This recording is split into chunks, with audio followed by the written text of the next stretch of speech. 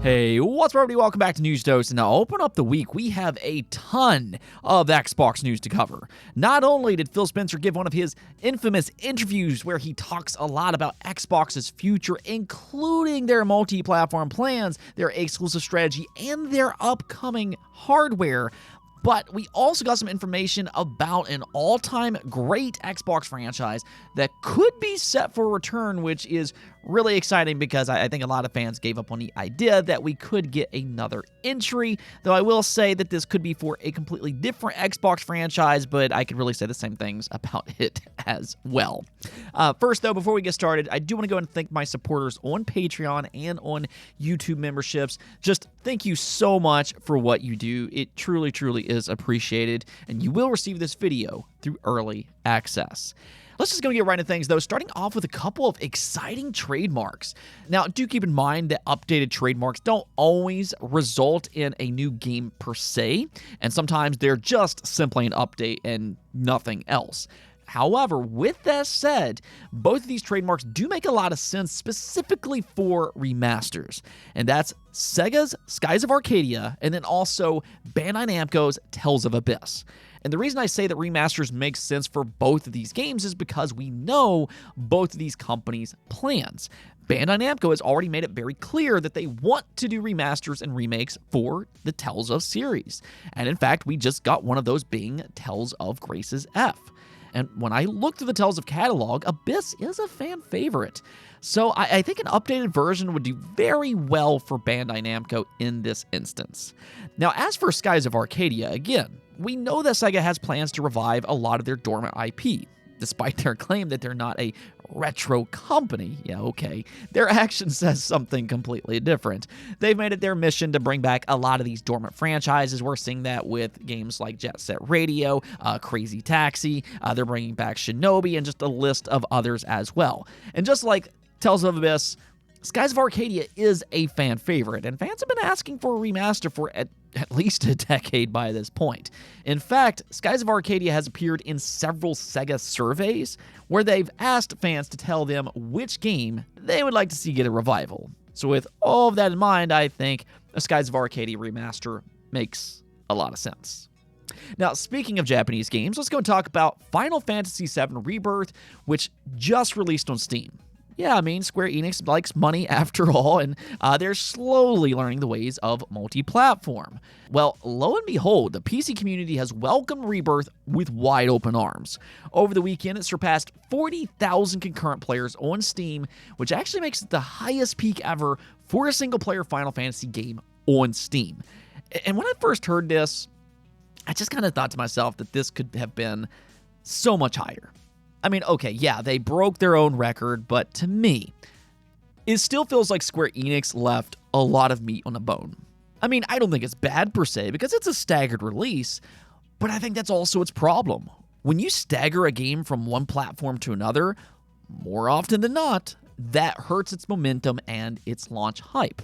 So I feel like Square Enix could do just so much better if they were to just release these games simultaneously across all platforms on day one.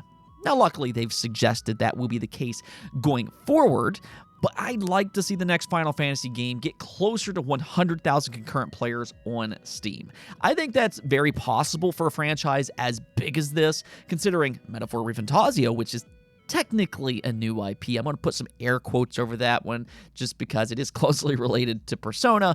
But nonetheless, Metaphor ReFantazio reached 85,000 concurrent players last year when it first launched onto Steam. So it seems like Sega is a little ahead of the curve when it comes to their multi-platform releases, while Square Enix has made some mistakes with the Final Fantasy franchise. Now, since we're on the topic of staggered PC releases, last year's Rise of the Ronin just got its PC release date. It's officially slated for March 11th, and it will debut for $50, which I'd say is pretty nice to see. One thing that PC gamers don't like is when they get a staggered release and still have to pay that day one price tag. So it looks like Team Ninja is doing the right thing here by lowering its price just a little bit, and as an additional bonus, players who purchase it before April 2nd will receive a bonus including 4 combat styles, including Hayabusa for Katana, Hayabusa for Naginata, Neo for Katana, and Aizu for Katana.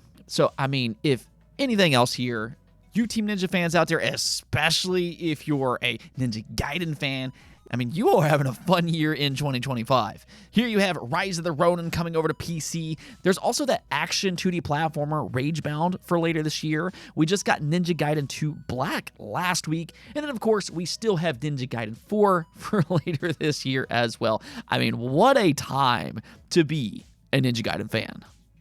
All right, so let's go talk about Xbox because there's a lot happening right now, and I'll first start off with a possible new game in one of their best franchises ever, being the Ori series, or at least this is how people are currently taking it. I'll come back to that in just a moment, but the first two games are easily all-time great Metroidvanias with their thrilling gameplay and emotionally driven stories. Now, unfortunately, after the release of Ori and the Will of the Wisp, though, a lot of people gave up on the idea that a third game will ever happen. Not only because Moon Studios moved on to No Rest for the Wicked, but there's also been some rumblings that the creator, Thomas Mahler, burned his bridges with Microsoft. Well, he mentioned a few interesting things these past few days, including why he walked away from another Xbox partnership.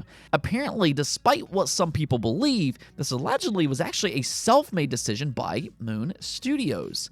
He said this on Twitter: "We decided a few years back not to make No Rest for the Wicked under Microsoft because back then we couldn't have shipped it for PlayStation and Switch, and since we knew how important multiplayer and crossplay would be, we decided to partner with Take-Two instead." Now, what makes this even more interesting is that on the No Rest for the Wicked Discord, Thomas Mahler opened up about a potential Ori 3 and said that, quote-unquote, "Microsoft called them a few days ago, we'll see how it goes." Now, this was actually in response to a 3D platformer, and a lot of people took this as a potential Ori game, and I can understand why they would. But I do also want to point out that we know for a fact that Thomas Mahler has publicly thrown his hat into the ring, and actually very recently at that, for a future Banjo-Kazooie game. So there's also a chance that Xbox could have seen those comments online. There was a lot of articles about them, and then they could have contacted Moon Studios about a Banjo collaboration. That's not out of the realms of possibility in this specific situation. But even with all that said, the most important thing to understand is that his and Moon Studios' priority still remains with No Rest for the Wicked. It's very well known that they're pretty tied up for the foreseeable future. So it's hard to say why Microsoft contacted them, but it does seem like the idea of a new Banjo-Kazooie or an eventual Ori 3 by Moon Studios could actually happen in the future if given the opportunity. Now let's go talk about Phil Spencer and his recent interview, because anytime he holds an interview, whether you like what he says or not, he tends to be a treasure trove of information. And I think he answered a lot of questions that fans have been asking since the beginning of 2024, when we first started to hear rumors about their multi-platform plans. Well, here was his response over the weekend and what they want from their hardware. He said, "We love our platform and our hardware, but we're not going to put walls up where people can engage with the great games our studios are building. Our games will show up in more places, no doubt. I want people to pick up hardware based on the capabilities of that hardware and the choices that they want to make about where they want to play. We want our hardware to win based on the capabilities that we have. Hardware critical and fundamental to what Xbox is, not trying to gatekeep the games off different places." And ultimately, I think that's what most people are concerned about. You know, what's the future for Xbox hardware? Because whether some people want to admit it or not, Xbox is very important to the game industry in the aspect that they drive competition for PlayStation. I mean, I firmly believe that competition breeds excellence. You all have heard me say this 100 plus times in this channel, and I believe that Xbox and PlayStation drive each other to be better for consumers. So a part of me doesn't like that Xbox isn't competing harder with exclusivity. I mean, maybe this is them painting a different type of future for the game industry. We'll kind of see what happens with all this. But about that, Phil claims that they're still 100% committed to more hardware in the future, which lines up with everything that we've heard this past year. It sounds like they have a handheld console and then also an ultra-powerful console in the pipeline. Now, I will say, based on some of the rumors that we've heard online, some of their hardware plans genuinely sounds interesting because it sounds like they could utilize the Xbox operating system to basically make it a PC-esque Xbox console, which could theoretically open up to other storefronts, including the one that everybody has been asking for probably a decade plus, being Steam. Now, if they can actually pull this off and pull it off well, then, I mean, I think it could be enough to differentiate their hardware from the competition, just because it would be the most compatible platform on the market. I mean, it essentially would be a single platform that could play Xbox games, Game Pass games, Steam games, which actually includes PlayStation games, and then, of course, it being a PC in disguise, it would also have access to countless emulators as well. So what I'll kind of say here is that I do like this idea on paper, but it really all kind of comes down to the execution. Xbox views their multi-platform plans as evolving the game industry. That's something that Phil mentioned, and, just kind of clearing some of the barriers that publishers are currently dealing with. But what it all really kind of comes down to is, can they sell this idea to fans? That's the million-dollar question. Now, despite some of their multi-platform plans, Phil did mention that some of their games will remain exclusive to Xbox hardware. There's no kind of red line with any franchise, but it also doesn't necessarily mean that every game will come over to PlayStation and Nintendo. So, when you just hear about all of these different things, it's a very unorthodox console strategy, but let me know what you all think about this plan and what Phil said. Do you think it's a smart strategy or not? Let's go take a look at the poll of the day, though, where I asked you all, do you like the trend of game remakes and remasters? And most of you voted yes, but there was still a very large portion that voted no. Now, looking through the comments, some of you mentioned that it really just kind of depends on the specific game, because we have gotten to the point where certain companies are remastering games that really don't need to be. Horizon Zero Dawn is probably the most obvious example, but I'd say for me, for the most part, I do love this trend.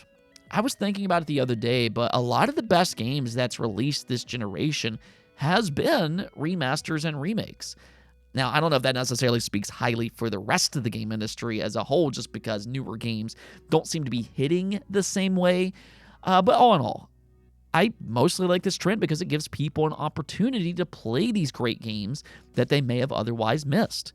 I mean, even for somebody like me who's been playing games since the 90s, I never got into the Resident Evil games growing up because I was a kid, and they were just too scary for me. So I like this trend personally. But I can also agree that I like them more when companies actually put a real effort into making them. Anyways, though, that's going to be it for this episode. But until next time, make sure to subscribe, ring that bell, and peace out.